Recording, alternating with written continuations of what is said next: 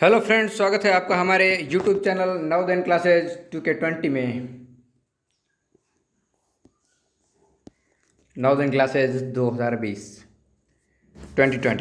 Okay दोस्तों, पिछले video में हमने हिंदी क्लास कर ली थी जिसमें हमने कुछ गद्यांश किए थे। आपको समझ में आ गया होगा, ऐसी मेरी आशा ही नहीं पूर्ण विश्वास है। दोस्तों आगे अपन देखते हैं अगला गद्यांश। तो दोस्तों आप इसको पॉज करके पढ़ सकते हो इस गद्यांश को, फिर अपन आगे क्वेश्चन की ओर बढ़ेंगे। मेरे ख्याल से आपने पढ़ लिया होगा। आगे देखते हैं, शहद कहाँ से प्राप्त होता है। ये दोस्तों इसमें दिया हुआ होगा, शहद कहाँ से प्राप्त होता है। शहद का प्रयोग लगभग सभी परिवारों में होता है। यह पहली वस्तु है जो बच्चे को पैदा होते ही खिलाई जाती है।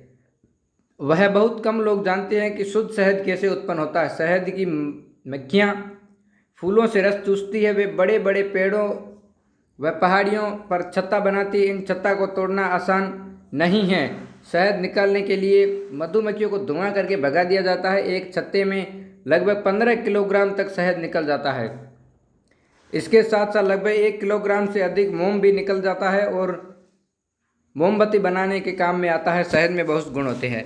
मतलब इसका सीधा सीधा आंसर क्या हुआ, शहद कहाँ से प्राप्त होता है? फूलों से। दोस्तों यहाँ पे दिया हुआ है शहद की मक्खियाँ फूलों से रस चूसती है। फूलों से रस चूसकर वहाँ पर ले जाती है।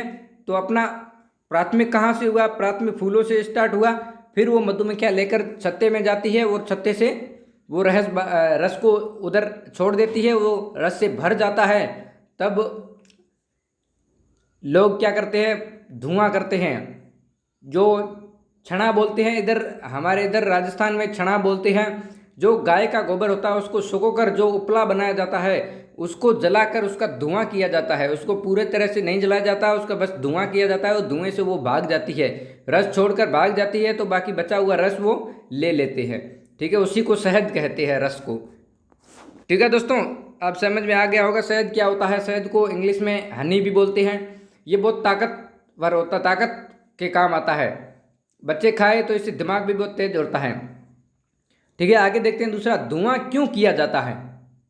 मक्खियों को भगाने के लिए, मच्छरों को भगाने के लिए, शहद बनाने के लिए, जानवर को भगाने के लिए। अभी दोस्तों मैंने बताया था आपको अभी ही कि जो मक्खियाँ होती है उनको भगाकर फिर उनको लिया जाता है। शहद निकालने के लिए मक्खियों को धुआं करके भगा दिया जाता है।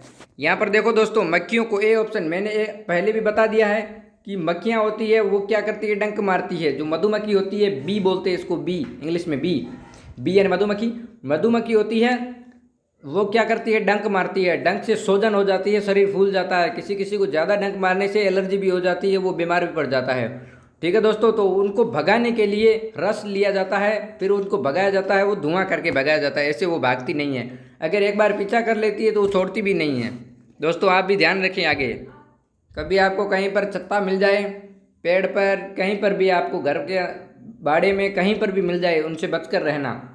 ठीक है, बहुत खतरनाक होती है। 15 किलोग्राम शहद निकलता है लगभग एक छत्ते में, लगभग 2 छत्तों में, लगभग 3 छत्तों में, लगभग 8 छत्तों में। यहाँ पर दिया हुआ है एक छत्ते में लगभग 15 किलो शहद निकल जाता है। एक छत्ते में, एक छत्ता अपना कहाँ पर दिया हुआ है? लगभग एक छत्ते में, ए ऑप्शन। लगभग का मतलब है 15 भी निकल सकता है, 10 भी निकल सकता है, कभी कभी 18 भी निकल सकता है, कभी कभी 14 भी निकल सकता है। लगभग मतलब एवरेज के हिसाब से 15 बताया गया है। लगभग 15 किलोग्राम तक मिल सकता है। ठीक है दोस्तों, आगे देखते हैं एक छत्ते में कितना मोम निकलता है। अब इसमें देख लेते हैं एक छत्ते में कितना मोम निकलता है। इसके साथ साथ लगभग 1 किलोग्राम से अधिक मोम भी निकल जाता है। 1 किलोग्राम से अधिक। ठीक है दोस्तों, यहाँ पर देखो 2 किलोग्राम से अधिक, 1 किलोग्राम से अधिक, 3 किलोग्राम से अधिक, 2 किलोग्राम। बी ऑप्शन अपना करेक्ट हो जाएगा। 1 किलोग्राम से अधिक।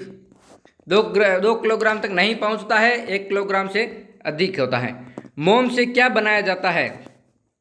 मोम से दोस्तों अभी बताया है, मोमबत्ती बनाई जाती है मोम से। और शहद तो बना नहीं सकते हैं, मोम से मोमबत्ती बनती है। फिर वो मोमबत्ती जलाते हैं, तब बोलते हैं ना कि मोम पिघल रहा है, उसी को बोलते हैं मोम।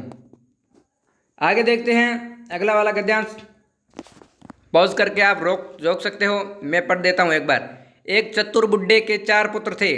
चतुर बुड्ढा था, उसके 4 पुत्र थे जो बड़े आलसी थे, वेरी लेजी, बहुत आलसी थे।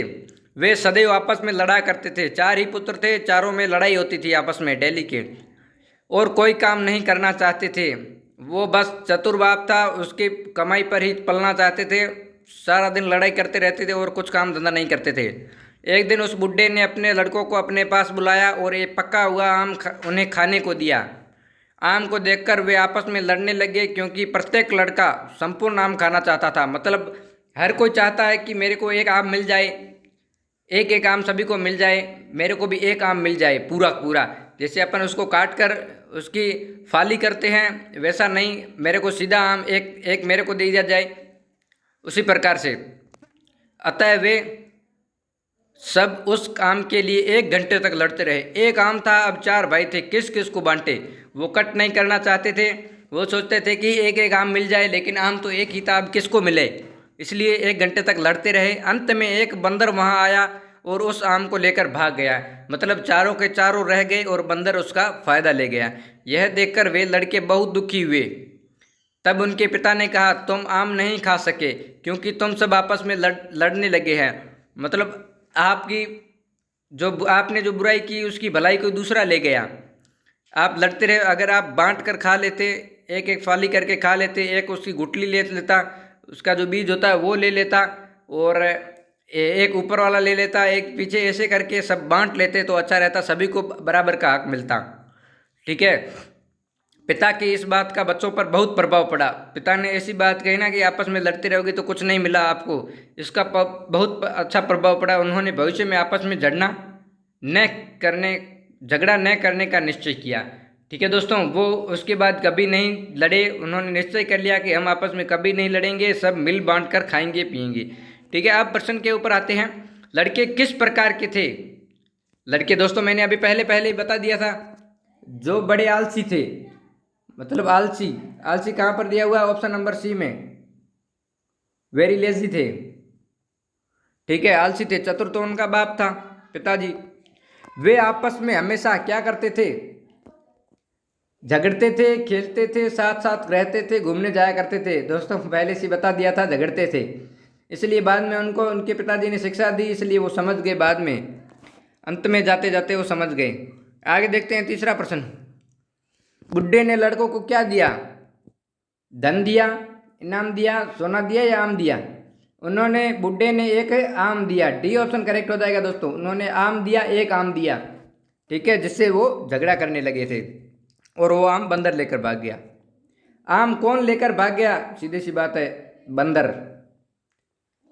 लड़के 4 थे, कोई लड़का नहीं ले गया। बुड्ढे ने तो उनको दिया था, बंदर लेकर भाग गया।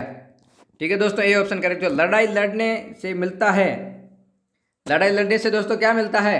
जमीन मिलती है, अधिकार मिलता है, लाभ मिलता है या हानि मिलती है? लड़ाई करने से दोस्तों हमेशा हानि ही मिलती है, नुकसान होता है। ठीक है, वो आपस में लड़ रहे थे, उनका आम चला गया, दूसरा कोई ले गया, उनको नुकसान नहीं हुआ ना, क्या उनको लाभ हुआ, क्या अधिकार मिला उनको, क्या जमीन मिली? आम था वो ले गया। ठीक है, आगे देखते हैं दोस्तों अगला वाला। पॉज करके पढ़ सकते हो, मैं भी पढ़ देता हूँ। ठीक है दोस्तों, एक व्यक्ति की 2 पुत्रियां थी। एक व्यक्ति था, उसकी 2 पुत्रियां थी। उसने अपनी बड़ी पुत्री का विवाह एक माली से कर दिया। बड़ी पुत्री थी, उसका माली से कर दिया। माली का कहने का मतलब जो पौधों को पानी पिलाया करता है, आपको पता ही होगा, आपने सुना भी होगा। जो पौधों को रखवाली करता है, पौधों को पानी पिलाता है, उसको माली कहते हैं। और छोटी पुत्री का विवाह एक कुम्हार से कर दिया। कुम्हार होता है जो मटकियाँ वगैरह बनाते हैं, उनको कुम्हार बोला जाता है, मिट्टी का काम करते हैं। कुछ दिनों बाद वह अपनी बड़ी पुत्री के यहाँ गया। वो व्यक्ति था, वो बड़ी पुत्री जो माली से ब्याही थी, उनके यहाँ चला गया। उसने पूछा, तुम कैसी हो? पुत्री से पूछा। उसकी पुत्री ने कहा, हम सब कुशल पूर्वक है, मतलब हम सब ठीक हैं। मेरी केवल एक इच्छा है कि हमारे पौधों की सींचने के लिए खूब वर्षा हो। मतलब वो ऐसा चाहती थी कि हम कुशल हैं, लेकिन मेरी एक इच्छा है, मनोकामना है कि जो माली था वो तो फिर मालन हो गई, मतलब उसकी वो भी माली ही हो गई। वो ऐसा सोचती थी कि ऊपर से वर्षात हो जिससे हमारे पौधे हैं वो बड़े हो जाएं। ठीक है, पौधों को सींचने के लिए खूब वर्षा हो, मतलब उनको बड़ा करने के लिए, अच्छा हरा भरा करने के लिए वर्षा हो। दूसरे दिन वह अपनी छोटी बेटी के यहाँ गया, दो व्यक्ति था, वो छोटी बेटी के यहाँ चला गया। उसकी लड़की ने कहा, पिताजी मेरे यहाँ सब कुछ है, मतलब मेरे पास सब कुछ है, कुछ भी चाहे, जो भी मैं चाहती हूँ वो सब मेरे पास है, बस मेरी एक इच्छा यह है कि आकाश साफ रहे।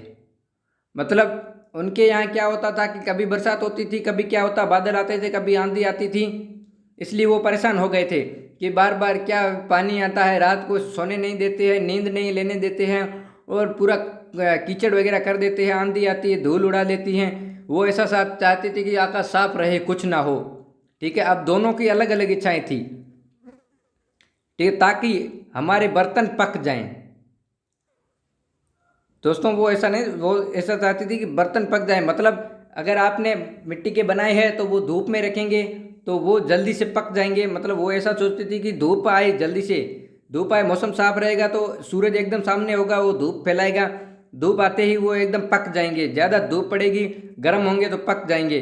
तब उस व्यक्ति ने कहा, तुम चाहती हो आकाश साफ रहे और तुम्हारी बहन चाहती है कि बारिश हो, बताओ मैं ईश्वर से क्या प्रार्थना करूं।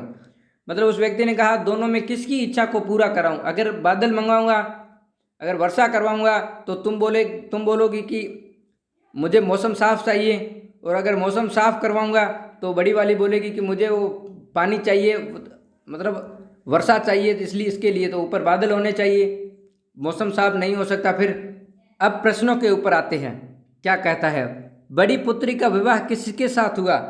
दोस्तों बड़ी पुत्री का विवाह आपको पहले बताया, माली के यहाँ हुआ, जो चाहती थी कि हमारे पौधे बड़े हो, वर्षा आ जाए। ठीक है, उनका माली से हुआ विवाह, बी ऑप्शन करेक्ट हो जाएगा। वेरी इजी क्वेश्चन है दोस्तों, इसमें ज़्यादा घबराने की बात नहीं है। बड़ी पुत्री की क्या इच्छा थी? बड़ी की पुत्री की इच्छा यह थी कि अधिक वर्षा हो, ठीक है, वर्षा हो जिससे हमारे पौधे बड़े हो जाएं, ए ऑप्शन करेक्ट हो जाएगा। अधिक गर्मी वो नहीं चाहती थी, आकाश साफ रहे छोटी वाली चाहती थी। अधिक जाड़ा हो ये नहीं चाहती थी। अधिक वर्षा हो ताकि हमारे पौधे बड़े हो जाए जल्दी से। छोटी लड़की ने आकाश साफ रहने की इच्छा क्यों प्रकट की? ये मैंने आपको बता दिया था कि उनके जो बर्तन थे उनको पकाने के लिए मौसम साफ रहना चाहिए। तो देखो पहले में, क्योंकि वह कहीं जाना चाहती थी, ये दोस्तों गलत है। क्योंकि उसके कपड़े सुखाने थे, ये भी गलत है। क्योंकि बर्तन पकाने के लिए मौसम साफ होना आवश्यक है, बिल्कुल एकदम सी ऑप्शन करेक्ट हो जाएगा। क्योंकि उसका कच्चा मकान था, कच्चा मकान तो था नहीं उसका, उसके पास हर सुख सुविधाएं थी, लेकिन उनकी बर्तन पक नहीं रहे थे, इसलिए वो चाहती थी, सी ऑप्शन करेक्ट। व्यक्ति कहाँ गया था? व्यक्ति बड़ी पुत्री के यहाँ भी गया था, छोटी पुत्री के यहाँ भी गया था, और तीर्थ करने नहीं गया था। बड़ी पुत्री और छोटी पुत्री मतलब दोनों पुत्रियों के यहाँ गया था, दोनों की इच्छाएं पूछने के लिए, दोनों पुत्रियों के, डी ऑप्शन करेक्ट हो जाएगा। पुत्रियों के यहाँ व्यक्ति क्यों गया था? वह दोस्तों घूमने तो गया नहीं था, एक तो घूमने भी गया था कोई, लेकिन इसमें घूमने का दर्शाया नहीं गया है। उन्हें लाने के लिए ये भी नहीं है, उन्हें यहाँ रहने के, उनके यहाँ रहने के लिए, ये तीनों गलत है। लेकिन हाल चाल पूछने गया था, पहली बेटी को पूछा था आप कैसी हो, दूसरी को भी पूछा था आप कैसी हो, लेकिन दोनों ने अच्छा ही जवाब दिया कि हम कुशल मंगल है, लेकिन हमारी एक एक इच्छाएं हैं। ठीक है, वो हाल चाल पूछने गया था। ठीक है दोस्तों, आगे देखते हैं, अगला वाला पढ़ सकते हो आप। एक जंगल में दो बैल रहते थे, एक जंगल था, उसके अंदर दो बैल रहते थे, उनमें घनिष्ठ मित्रता थी, मतलब दोनों एक गहरे करीबी मित्र थे। वे सदा साथ साथ रहते थे और एक दूसरे की सहायता किया करते थे। मतलब कभी उसको कष्ट आया तो उसने सहायता कर ली, उसको कष्ट आया तो उसने सहायता कर ली, दोनों आपस में मिल बांट कर रहते थे। उस जंगल में एक शेर भी रहता था। वो जंगल था जहाँ पर बैल रहते थे, उसके अंदर एक शेर भी रहता था। वह उन बैलों पर आक्रमण करने से डरता था, क्योंकि दोनों आपस में रहते थे, मिलजुल कर रहते थे, इसलिए एक से भला दो, दो से भले तीन, दोनों से शेर डरता था, क्योंकि दोनों के सींग बड़े बड़े थे, दोनों आपस में एकदम लड़ जाते थे, एकदम उसके ऊपर अटैक कर देते। दोनों साथ में करेंगे तो शेर डर ही जाएगा। एक बार उसने विचार किया कि यदि मैं इन दोनों को अलग अलग कर दूं तो इन्हें सफलतापूर्वक मार सकूंगा। मतलब दोनों में आपस में झगड़ा करवा दूं, दोनों को अलग अलग कर दूं, जिससे मैं एक एक हो जाएंगे, फिर वो साथ में नहीं आएंगे, तब मैं एक एक को खा सकूंगा। अतः वह एक बैल के पास गया और कहने लगा, वह दोस्तों पहले बैल के पास गया और कहने लगा, मित्र तुम्हारा साथी बड़ा स्वार्थी है। उनके साथ में झगड़ा करवाने लग गया, कुछ उल्टी सिल्टी बातें करने लगा। तुम्हारा साथी बड़ा स्वार्थी है, मतलब अकेले के लिए, स्वार्थी मतलब अकेले के लिए। वह हरी घास स्वयं खा जाता है और सूखी घास तुम्हारे लिए छोड़ देता है। मतलब वो पहला वाला था, वो हरी हरी घास खा लेता था और सूखी जो बची हुई थी वो उसके लिए छोड़ देता था।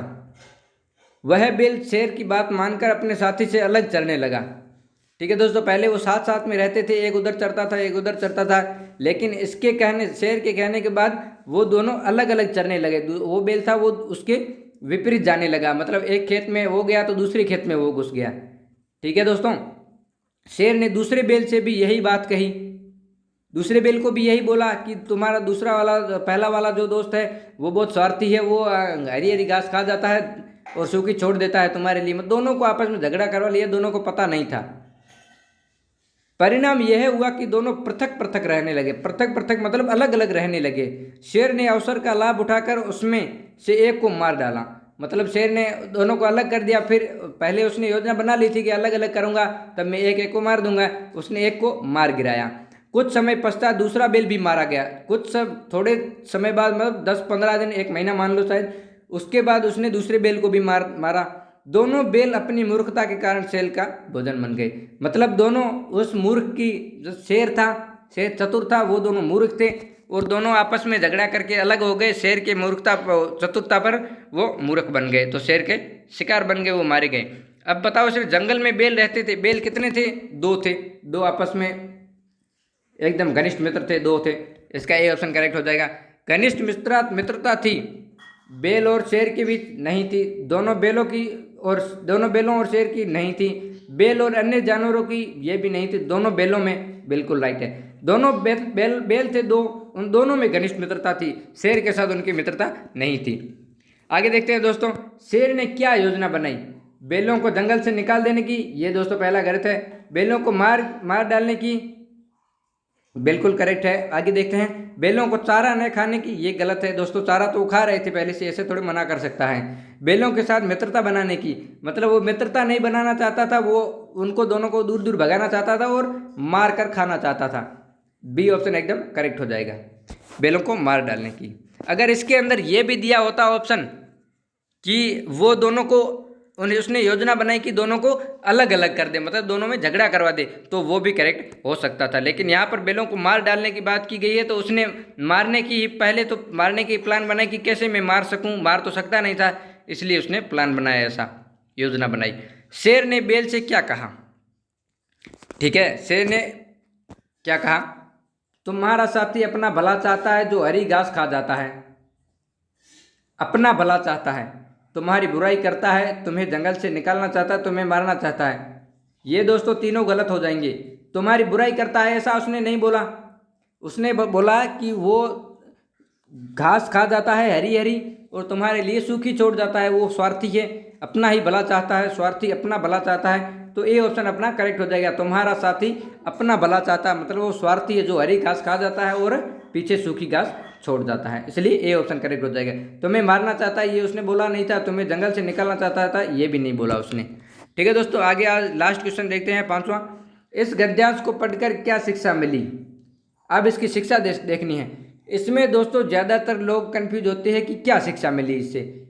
पढ़ लें, चारों ऑप्शन को पढ़ लें, वही आपको करना है। हमें बड़ों की बात माननी चाहिए। ठीक है, आगे देखते हैं। हमें बिना विचार की निर्णय लेना चाहिए, हमें विचार की निर्णय नहीं लेना चाहिए, हमें निर्णय जल्दी लेना चाहिए। दोस्तों इसमें क्या हो सकता है करेक्ट, ये मैं आपको देखकर बताऊंगा। ठीक है दोस्तों, हमें बड़ों की बात माननी चाहिए, ये बिल्कुल सही है, ये बिल्कुल सही है। बड़ों की बात भी माननी चाहिए, लेकिन वो शेर बड़ा था लेकिन उसने चतुरता का पालन किया।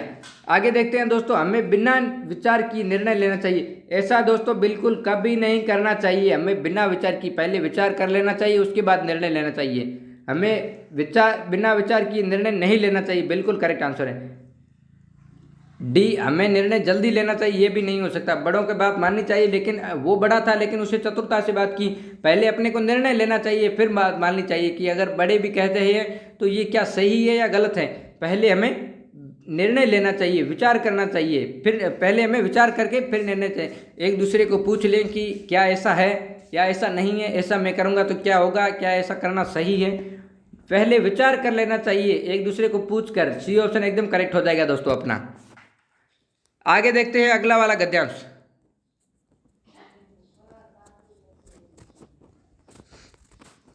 ये दोस्तों हो गया अपना। आगे देखते हैं ये वाला। दोस्तों आप पढ़ लें, मैं पढ़ देता हूँ। गंगा हिमालय पर्वत से निकलती है। बिल्कुल सही है, गंगा हिमालय पर्वत से निकलती है। यह आमतौर से दक्षिण पूर्व दिशा की ओर बहती है। मतलब दक्षिण की ओर बहती है पहले, फिर पूर्व की ओर बहती है। ऊपर से आती है हिमालय पर्वत से, हिमालय पर्वत उत्तर में है दोस्तों, उत्तर से नीचे दक्षिण की ओर आती है, फिर पूर्व की ओर जाती है। ठीक है, उत्तर प्रदेश से होकर आगे जाती है। लंबी दूरी तय करके यह बंगाल की खाड़ी में जा गिरती है। बंगाल की खाड़ी में नहीं गिरती है दोस्तों, बंगाल की खाड़ी से हाँ दोस्तों सही बात है, बंगाल की खाड़ी में गिरती है जहाँ पर सुंदरवन डेल्टा बनाती है। ऋषिकेश तक गंगा पहाड़ों में बहती है। मतलब ऊपर जो है हिमालय है पर्वत, वहाँ पर पर्वत ही है, हिमालय पर्वत नाम दिया गया है, पर्वत ही है, पहाड़ ही है, पहाड़ों में बहती है, फिर ऋषिकेश में आती है, उसके बाद नीचे बहती है। किंतु इसके बाद वह मैदानों में आ जाती है। ऋषिकेश के बाद मैदान आ जाते हैं, मैदानों में बहने लगती है। इलाहाबाद में इसकी मुख्य सहायक नदी यमुना से मिल जाती है। इसकी जो यमुना जो बहती है नीचे की ओर, वो उसके साथ आकर वहाँ पर मिल जाती है इलाहाबाद में। ठीक है, इलाहाबाद उत्तर प्रदेश में, आपको पता ही होगा। सर्दी में गंगा पानी की एक संकरी धारा बन जाती है। मतलब एक संकरी गली बन जाती है, धारा बन जाती है। धारा आपको पता ही होगा, धार जो बहती है, पानी कहाँ पर जाता है, अपना किनारा बना लेता है। ठीक है, किंतु बरसात में यह अपने किनारों से बाहर बहने लगती है। मतलब बरसात आ जाए तो किनारे टूट जाते हैं, जो अलग अलग जगहों पर बिखर जाती है। अन्य कई नदियां भी हिमालय से निकलती है, वो और भी कई सारी नदियां हैं जो हिमालय से निकलती है, किंतु लोग सबसे अधिक महत्व गंगा को ही देते हैं। ठीक है, गंगा को पवित्र नदी माना गया है, ज़्यादा महत्व गंगा को ही देते हैं। हिंदू लोग उसकी पूजा करते हैं। हिंदू लोग होते हैं वो हरिद्वार जाते हैं, अपने सभी हरिद्वार जाते हैं गंगा स्नान करने, अपने पाप को धोने के लिए, वो बहुत पवित्र मानी जाती है। ठीक है, गंगा के पश्चिम में यमुना भी हिमालय से निकलती है। मतलब जो पश्चिमी इलाका है जम्मू कश्मीर की साइड, वहाँ से यमुना भी निकलती है, किंतु यह दूसरा समानांतर पथ धारण करती है। मतलब वो उसका अलग डायरेक्शन है, वो अलग दिशा में जाती है, ये अलग दिशा में जाती है, फिर इलाहाबाद में आकर दोनों मिल जाती है। यमुना हरिद्वार एवं ऋषिकेश में होकर नहीं बहती है, यह दिल्ली और आगरा से होकर निकलती है। मतलब गंगा है जो हरिद्वार और ऋषिकेश में जाती है, लेकिन यमुना उसके पास से निकलकर दिल्ली और आगरा होकर निकलती है। मतलब ये दिल्ली में आती है, वो ऋषिकेश में जाती है, फिर आगे आकर इलाहाबाद में वो आपस में मिल जाती है। ठीक है, अब आगे प्रश्न देखते हैं, इसमें क्या है, गंगा किस दिशा की ओर बहती है। दोस्तों गंगा मैंने बताया अभी पूर्व, पहले ऊपर से आती है, उत्तर से आकर नीचे आती है दक्षिण की ओर, दक्षिण में हरिद्वार ऋषिकेश से होकर फिर आगे जाती है पूर्व की ओर। मतलब दक्षिण में आकर फिर पूर्व में जाती है और बंगाल की खाड़ी में समा जाती है। बंगाल की खाड़ी दोस्तों पश्चिम बंगाल के पास में, बांग्लादेश के पास में अंदर की ओर हो जाती है, मतलब दक्षिण पूर्व की ओर आती है। ठीक है दोस्तों, इसका सही आंसर दक्षिण पूर्व, आप देख भी सकते हो यहाँ पर दक्षिण पूर्व दिशा की ओर बहती है। ठीक है दोस्तों, आगे वाला प्रश्न देखते हैं। गंगा की कौन सी नदी इलाहाबाद में मिलती है। वेरी गुड दोस्तों, एकदम अच्छा आंसर है यहाँ पर यमुना नदी। दो ही नदियों की बात की गई है, गंगा और यमुना की इसके अंदर, तो यहाँ पर यमुना हो जाएगा करेक्ट आंसर। गंगा तो यहाँ पर दिया हुआ, गंगा में कौन सी नदी इलाहाबाद में मिलती है, मैंने अभी बताया यमुना। सबसे पवित्र नदी है दोस्तों, गंगा को माना गया सबसे पवित्र नदी। ठीक है दोस्तों, सबसे पवित्र नदी गंगा को माना गया है। गंगा की पूजा कौन करता है। हिंदू लोग होते हैं वो गंगा की पूजा करते हैं। अभी यहाँ पर गद्यांश में पढ़ दिया है अपने हिंदू। यमुना नदी का कौन सा शहर बसा है। यमुना नदी कौन से शहर में जाती है, यहाँ पर अभी साफ साफ लिखा हुआ था यहाँ पर कि दिल्ली, यह दिल्ली और आगरा से होकर निकलती है यमुना नदी। हरिद्वार ऋषिकेश में नहीं बहती है, यह दिल्ली और आगरा से होकर निकलती है। अब दिल्ली और आगरा इन दोनों में कौन सा दिया गया है, यहाँ पर देखो आगरा दिया गया है। वेरी गुड, एकदम करेक्ट आंसर। लखनऊ है, गलत हो जाएगा। हरिद्वार गलत है, हरिद्वार और ऋषिकेश में नहीं बहती है, ये ऑप्शन आगरा अपना करेक्ट हो जाएगा। ठीक है दोस्तों, आगे देखते हैं। आज का लास्ट गद्यांश है दोस्तों, पहले पढ़ लेते हैं, आप भी पॉज करके पढ़ सकते हो। विद्यार्थी जीवन में गांधी जी को व्यायाम से अरुचि थी। मतलब गांधी जी की व्यायाम से रुचि नहीं थी, अरुचि थी। स्कूल बंद होते ही वे घर चले जाते थे और अपने पिताजी की सेवा करते थे। उनके जो पिताजी थे मोहनदास करमचंद गांधी, उनकी वो सेवा करते थे। ठीक है, तो शनिवार के दिन प्रातःकाल स्कूल था, शनिवार होता था, उसके दिन सुबह सुबह स्कूल होता था। गांधी जी को व्यायाम के लिए शाम के 4 बजे स्कूल जाना था। मतलब उनका शनिवार को शाम को ऑफ ही रहता है, छुट्टी होने के बाद ऑफ ही रहता है, फिर भी उनको 4 बजे स्कूल जाना होता था व्यायाम करने के लिए। उनके पास घड़ी न थी, उनके पास घड़ी थी नहीं, बादलों के कारण ठीक समय ज्ञात न हो सका। मतलब कोई कोई अभी बूढ़े लोग हैं, वो सूरज को देखकर छाया कहाँ पर पड़ती है उसी के हिसाब से टाइम डिसाइड कर लेते हैं। मतलब बराबर क्या ही होता है, थोड़ा ऊपर नीचे हो जाता है, कोई दिक्कत नहीं है, वो अंदाज लगा देते हैं लगभग इतना बजा है। ठीक है, उसके कारण वहाँ पर ऊपर गांधी जी बैठे थे, लेकिन ऊपर बादल आ गए थे, इसलिए छाया नहीं पड़ पाई, छाया नहीं हो पाई, इसके कारण वो टाइम डिसाइड नहीं कर पाए। इसलिए गांधी जी उस समय स्कूल पहुँचे जब अन्य छात्र अपने अपने घर चले गए थे। मतलब वो ठीक है, लगभग मान ले तो 1 घंटा व्यायाम करेंगे तो वो 5 बजे तक वो घर पहुंच चुके हुए थे। उसी समय उनको पता चला कि अब 4 बज चुके होंगे, वो गए, लेकिन वहाँ पर 5 बजे थे, वो सब घर चले जा चुके थे। दूसरे दिन प्रधानाचार्य ने रजिस्टर देखा तो गांधी जी को अनुपस्थित पाया। मतलब गांधी जी व्यायाम में गए नहीं थे तो अनुपस्थित ही होंगे, मतलब अब्सेंट होंगे।